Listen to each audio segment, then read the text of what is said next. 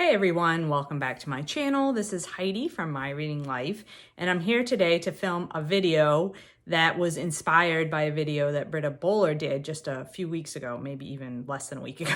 Can't remember now, but she did a video where she paired a nonfiction book with a fiction book, and that really got me thinking, got my gears turning, and figured I would jump in with my own recommendations for nonfiction and fiction book pairings. It's an excellent time of year to do this kind of video. We are in the middle of Nonfiction November, one of the best reading months of the year, where we focus on reading nonfiction.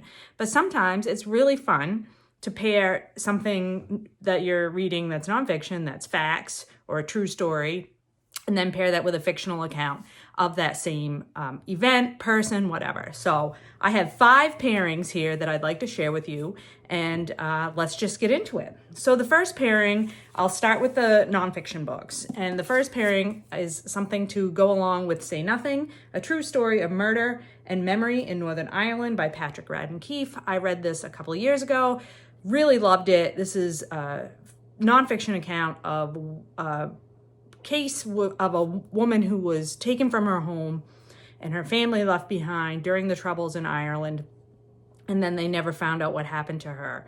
And so this one family, seen through the case study of this one family, what it was like to live in this time period, the different factions involved, why the violence was happening, all that sort of stuff. Really excellent investigative journalism nonfiction. So to pair with this, I would recommend Milkman by Anna Burns. I read this even before I read Say Nothing, I believe. And this book, it's won prizes. It's been all over the place, but it's not typically the kind of fiction that I would pick up.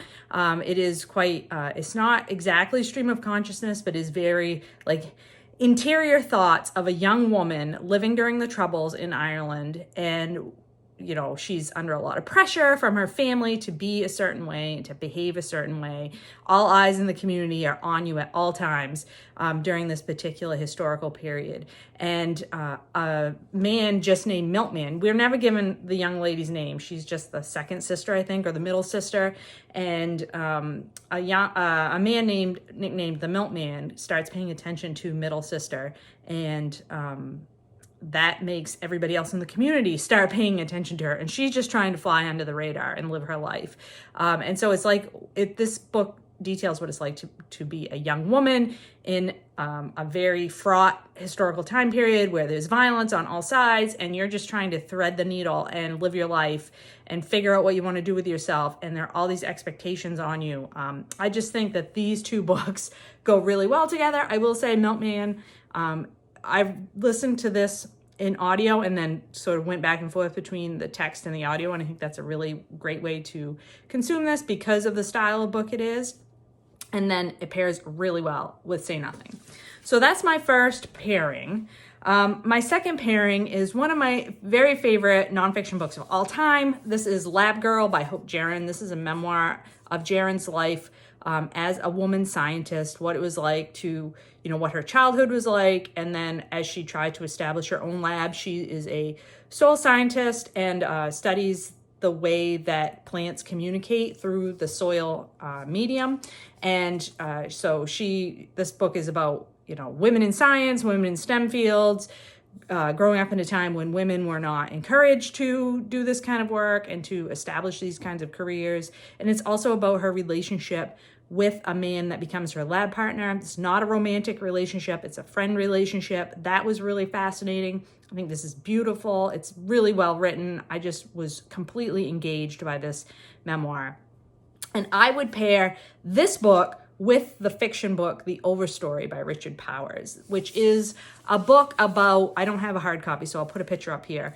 It is a book about the science of trees, and it's told through many different characters. There's sort of the beginning of the book is interconnected short stories, different time periods, different historical time periods, all with characters having a relationship with different kinds of trees. And then the book morphs from there with those characters into the storyline about activism and what people are doing to try to save trees and forests. And it's such a really wonderfully told story. I really loved it, and it is so much about the importance of forests and forest environments and communication between plants and all that sort of stuff. And the reason why I pair it with Lab Girl is because there is a character in the book who is a woman scientist. Her name is Patricia, and she was my favorite character in the whole book, and I loved it. She was a person who was really invested in doing science about how trees communicate with each other. And, you know, it's all about being a woman scientist and how she was disbelieved and people sort of dismissed her because of her sex. And also, like, because of the work that she was doing, the kind of science she was doing was dismissed. And I just love that aspect of the Overstory. So I would pair Lab Girl with the Overstory. Okay, then we're going to go to mid-20th century U.S. Social history type stuff. So I am recommending If Then, How the Similantics Corporation Invented the Future by Jill Lepore. I think I read this last year or maybe the year before. And this is about a company during the late 50s through the 70s that was really the first company to take data, to mine data, and to use that to influence the population. And while we're talking about this one particular company, Lepore is also delving into the social history of what life was like for regular people living in this time period. So what it was like for women, sort of the corporate environments, social things that were what the expectations were for people, for married people, for working people. And I found all of that super fascinating. I find that whole you know, the golden age of America in terms of the social history and the social structures to be something I'm really, really fascinated in at this particular time. And so I would pair this nonfiction book with Revolutionary Road by Richard Yates. I don't have a copy of that book either, so I will put a picture up here. And this is this novel takes place in the 1950s, and it is the story of this young family, Frank and Rachel. They buy a house in the suburbs, and they're starting their family, and it's all about how their hopes and dreams are, you know, they come to realize that how they expected their lives to go is not how it actually turns out. Frank has a job in the city, so he's commuting back and forth from their home in the suburbs to this corporate job that it's like soul sucking. It's not, you know, he's not excited by his work. And then of course, Rachel is like stuck in the suburbs with young children and realizing like she's not using her intellect to like do anything. She's, you know, she loves her children and she wants to be a good mom, but her life is not what she thought it was going to be. And she's not finding the fulfillment in sort of the social structures around what it means to be a middle-class suburban housewife in the 1950s. And I think that pairs really well with If Then. If you're interested in sort of how that whole middle America social structure with, you know, the increase in people working in corporations and this idea of like that the dream should be that you have this house in the suburbs and 2 kids and a dog, and you know the husband works and the mom stays home. If you're interested in the history around that, I would definitely pair If Then by Jill Lepore with Revolutionary Road by Richard Yates. Then we're going to go to China, and we're going to look at a nonfiction book called Wild Swans, 3 Daughters of China by Chang, which I read maybe 3 years ago now. I loved this nonfiction history, which is 3 generations of women over the course of 20th century China. And so you read about the impact of Mao on the population. You're reading about female experience and what it was like, you know, over the tumultuous course of Chinese history. The first section is from the grandmother's perspective, and she was the concubine of a warlord, and so it was like pre-communism. Really fascinating, foot binding, like all of that, very rural, mostly rural social structures in China at that time. So interesting. And then the mom's story, she's like into the mix of the rise of communism and like very committed to this idea that life's going to be so much better under a communist regime. And then the daughters, story, present day, mostly present day, and like the dream of what communism was going to do for China has not materialized, and like her like realization that that was not a structure that she wanted to live under, and all that kind of thing. Just brilliant, excellent storytelling, read almost like a novel. Really loved that nonfiction. I would pair that with Wild Swans is the nonfiction. I would pair it with The Good Earth by Pearl S. Buck, which is a classic. And this is the story of one man and one woman, but through the 20th century in China. So the same history that we learned about in Wild Swans, but just from the perspective of one family. Again, one family, but the husband and wife are the central characters.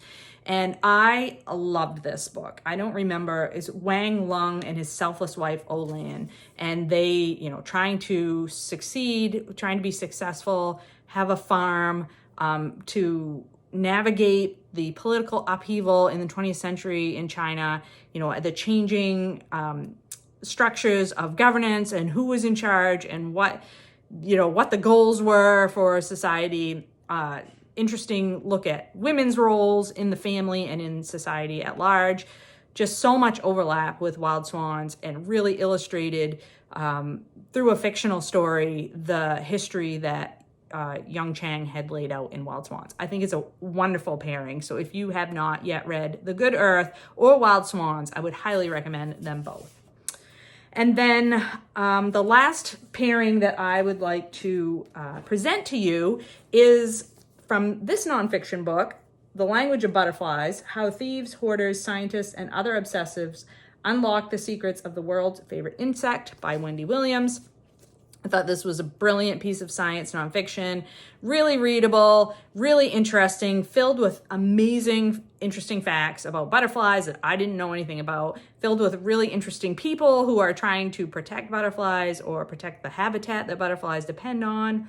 Some really sad information about the decline of butterflies overall in our world today because of climate change and loss of habitat and all other kinds of things. Really fascinating, quite short, so not a long book at all, something really accessible if you like stories about, you know, how people benefit from collection of particular kinds of species. You know, if you liked The Feather Thief, and what was the one about orchids? Was it The Orchid Thief? I can't remember the one about orchids, but anyway, if you like those kind of books, you would also like The Language of Butterflies. And I would pair this book with a book like these covers even, I mean, they have to go together, right? That's like they designed these two books to go together. So this is Flight Behavior by Barbara Kingsolver.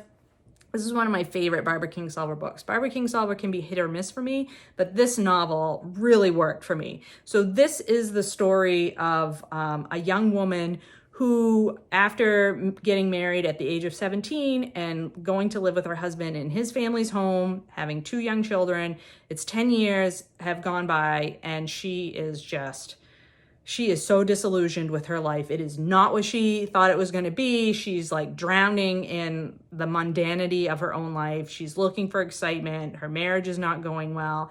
She is not enjoying, I mean, she loves her children, but she is just not enjoying this being a housewife and raising kids. She feels like she hasn't achieved her potential. She feels like she's just stuck. And so she has a random chance encounter with a scientist. She's up on a trail behind her house in the hills. She lives in one of the Carolinas. And she's up in the hills, like she's off to like do some nefarious business. But instead she meets up with a scientist who is doing work in the forest in the hills behind her house on butterflies, because this particular area of Carolina is a stopover place for the monarch butterfly. And she gets really interested in this scientist's work and becomes involved in the field work and the research that he's undertaking. And that provides purpose and direction in her life and like opens up her worldview, like which has been this very insular, very small world. And she begins to realize like there is other things out there. Like it's a realization, it's a coming into your own kind of a story, all woven together with the plight of these butterflies and what's happening to butterflies on their migratory route and loss of habitat. And that whole story, Barbara Kingsolver often writes about environmental issues in our time, the impacts of climate change and human development on the rest of the world, the rest of the living creatures in the world, which I really love and appreciate about her writing. So I think that you couldn't get a much more obvious pairing than The Language of Butterflies and Flight Behavior by Barbara Kingsolver. So those are the 5 fiction and nonfiction pairings I'd like to present to you. Have you read any of these? Do you agree with me? Do you disagree with me? I'd love to hear all about it in the comment section down below. Hope you're all doing well and finding some great books to read. I'll talk to you later.